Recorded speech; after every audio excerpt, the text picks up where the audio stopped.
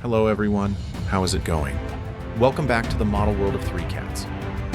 In this episode, we turn our focus to the early 1500s, when the Spanish first landed on the uncharted terrain of the Yucatán Peninsula and confronted the Maya in its dense jungles. I'll walk you through building a full diorama, covering techniques like scratch-building jungle foliage, creating streams and vines, and how to maintain visual cohesion between figures and props in a scene. Let's dive right in. Even with the blueprint ready, I still adjusted the layout based on actual figure counts and positions, aiming for a detailed yet compact scene. Mark the diorama dimensions on XPS foam board, cut base modules using a hot wire cutter, then shape edges with a precision knife. Carve out the stream channel, kept shallow for gentle water flow. Since I'll pour resin later, I added PVC foam borders around the base to reinforce the edges. Next up, applying putty paste across the entire base surface. I spread it from the edges inward to seal gaps between the XPS foam and outer layers. Mix quartz sand into the putty while working. This creates instant ground texture.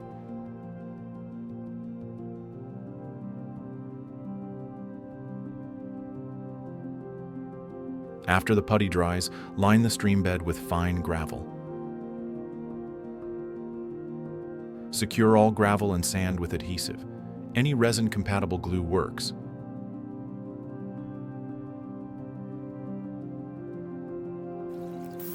Now for the base coat. Focus on building up shadow areas first. Work in layers from dark to light, letting each coat fully cure before glazing the next. With the base prepped and drying, let's shift gears to vegetation crafting.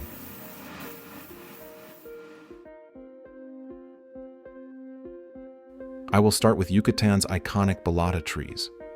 Wrap aluminum foil around steel wire for trunks, then use finer copper wire to create branching structures. Encase this armature completely with Sculpey clay and cure. For terminal branch detailing, attach thorn twigs using UV curing resin to ensure structural integrity.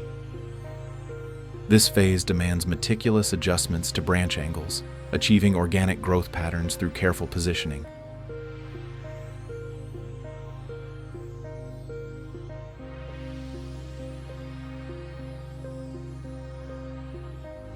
Using this method, I created 3 balata trees, each with a unique shape.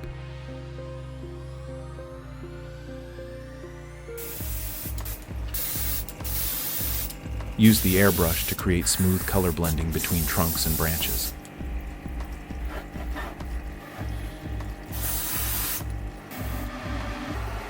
Once fully cured, it's foliage time. Mist scenic glue onto branch tips. Light passes prevent clumping. Then apply fine-grained foam flocking.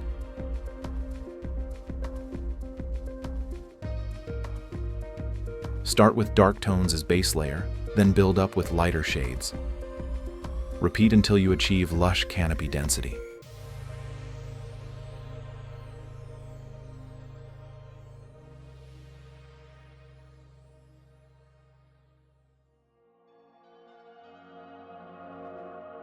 Now let's tackle palms and cycads. Most large leaves here are custom laser cut, like these palm fronds. Start by cutting steel wires to scale for leaf veins. Glue them to the laser cut blades using white PVA glue. These leaves are made in multiple sizes from large to small. My cat was totally into watching me make these, by the way. Must be the fuzzy texture. Repeat the process for smaller cycad leaves.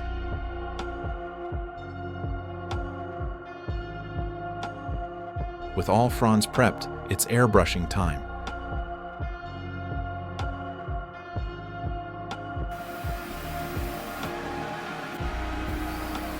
Apply base coats evenly on both sides of each leaf.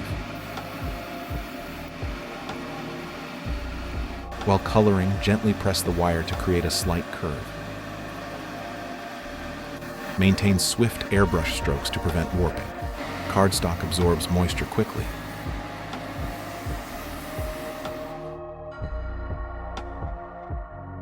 After drying, assemble cycads by spacing leaves radially from the crown.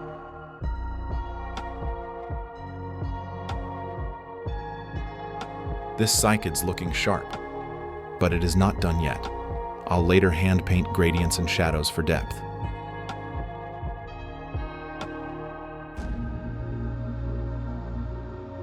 Palms follow the same logic. Start at the crown and work downward, graduating from small to large fronds.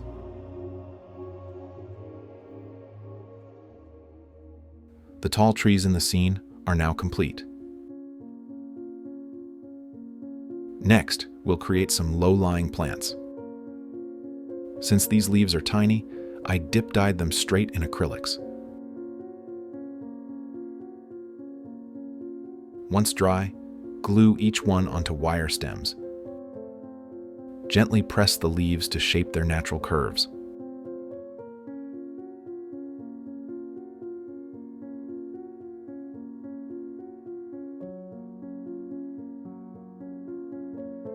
Apply the same technique to craft more monsteras and shrubs.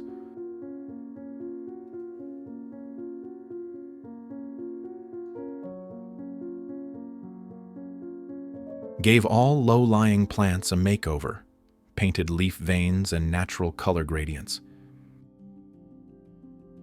All the handmade plants are complete.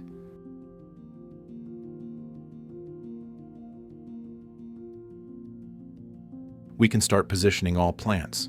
Use these root fibers for vines, plus ground foliage like leaves and moss. Scatter dried leaves and twigs along the riverbed, securing them with glue. Install the tallest trees. Attach vines from branches down to the ground naturally.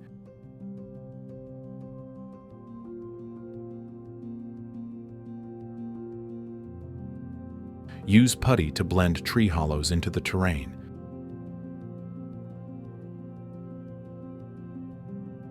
Keep adding smaller trees and vines.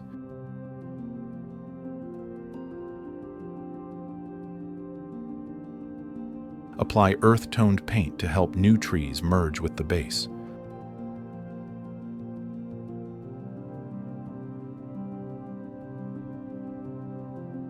Adjust the base color of the entire terrain to ensure a more natural transition between light and dark.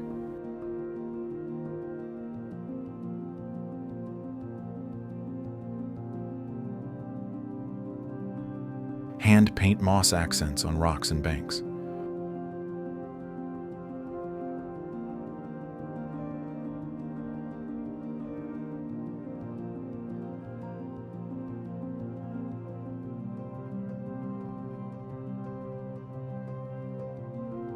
Adding fallen leaves and lichen to enrich ground details. This builds natural complexity in the lower layers.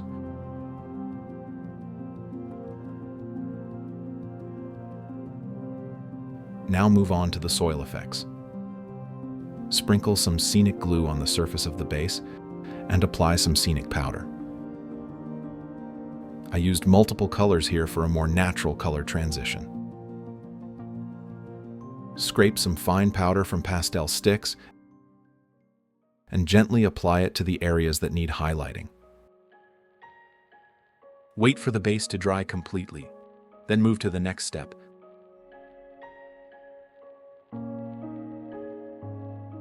Now let's bring this jungle to life with a flowing stream.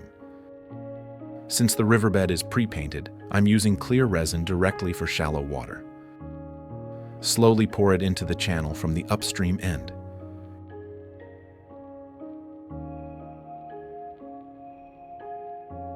Use a toothpick to tweak the resin edges for natural flow. Let it cure overnight. You'll get a rock-hard surface. The water depth looks good. Now for movement effects. Mix this jelly-like water effects gel thoroughly. Dab small amounts along the current direction with a brush.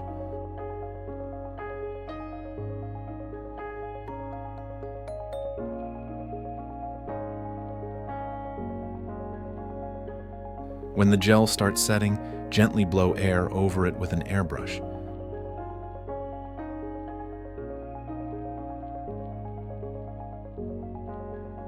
Either bake it dry or wait naturally.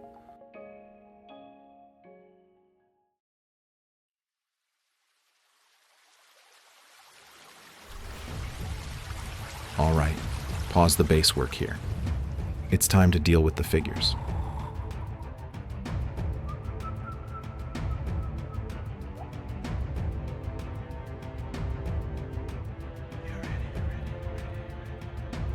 The 3D printed models I'm using here are actually from wargaming sets. While their ornate armor isn't historically accurate, I'm prioritizing visual impact over strict authenticity for this diorama.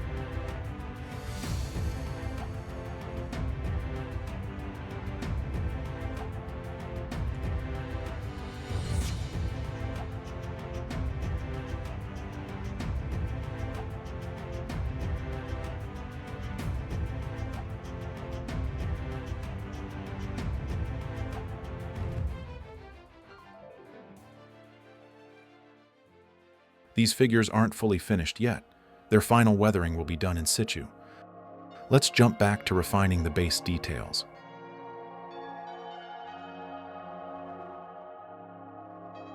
Position the palm trees in the scene. Added decaying leaves and air plants to the shrubs for that authentic jungle vibe. Kept layering different foliage types.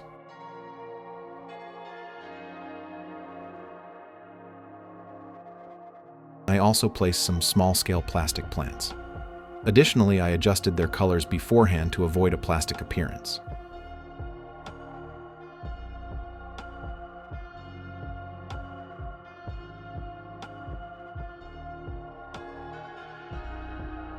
Ferns, grasses, you name it, tweaking placements until the ecosystem felt balanced.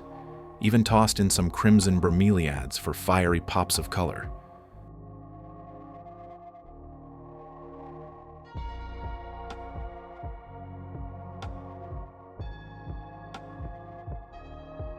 At this stage, the overall composition of the environment is basically finalized. Before placing the figures, I will further adjust their colors. Enhance the metallic hues of the Spanish soldiers' armor and brighten the colors of the Mayan warriors' shields and headdresses. Now I'll paint the final, yet most striking figure, the bearer. His banner will provide the most vibrant contrast in the composition, serving as the visual anchor I've been building toward.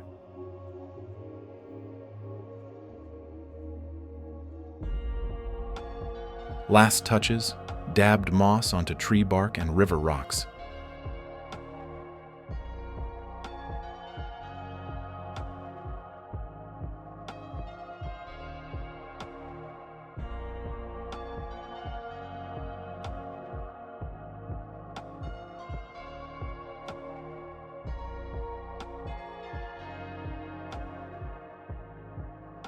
Double-check all the details, and finally, we're live. Stay tuned for the upcoming Grand Jungle reveal.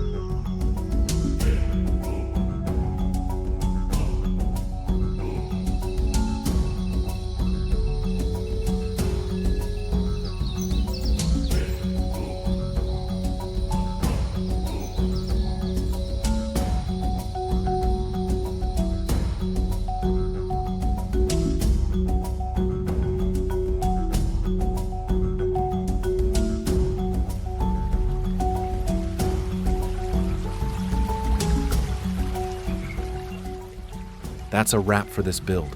Over the past 2 years, I've designed and shared model projects across wildly different themes. Now I'm brewing up some fresh, unconventional series to spark new creative possibilities. Your ongoing support absolutely fuels this workshop. Massive thanks for riding along on this maker journey. By the way, I have a quick update. My patron page is live. More member perks are on the way. Be my day one supporters and let's push this craft further together. Every subscription directly funds bigger, bolder builds. Catch you in the next build.